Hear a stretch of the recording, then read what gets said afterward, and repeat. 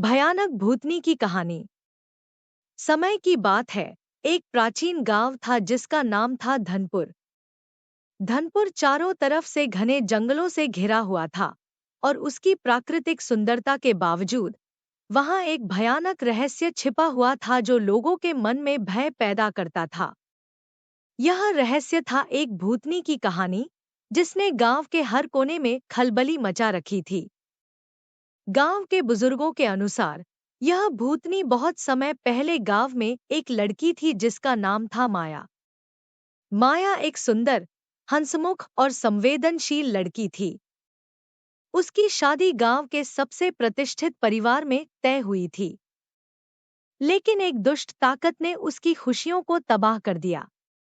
उसकी शादी के ठीक एक दिन पहले माया की रहस्यमय तरीके से मौत हो गई। उसके बाद से ही गांव में अजीब और भयानक घटनाएं होने लगी।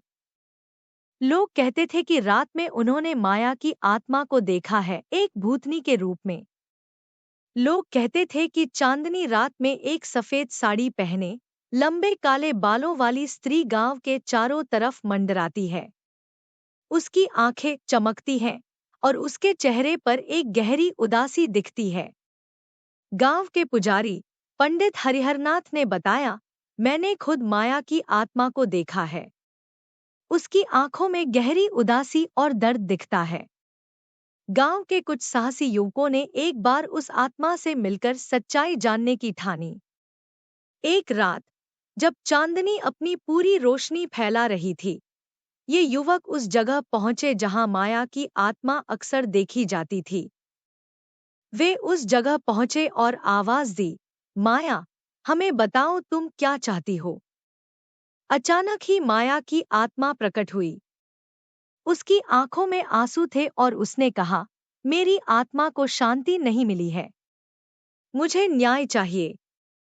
युवकों ने हिम्मत करके पूछा, हमें बताओ हम क्या कर सकते हैं ताकि तुम्हारी आत्मा को शांति मिले। माया की आत्मा ने धीरे धीरे कहा, मेरी मौत कोई दुर्घटना नहीं थी, मुझे मार दिया गया था।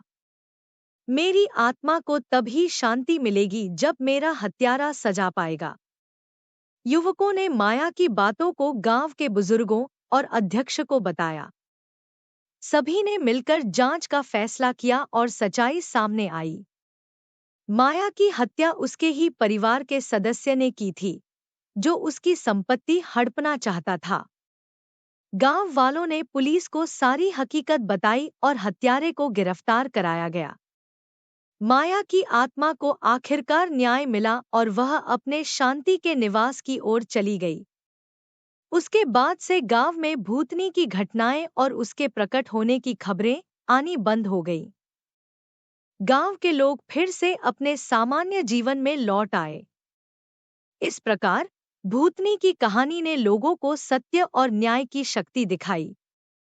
माया की आत्मा को उसका हक मिला और गांव फिर से सुख शांतिपूर्ण बन गया।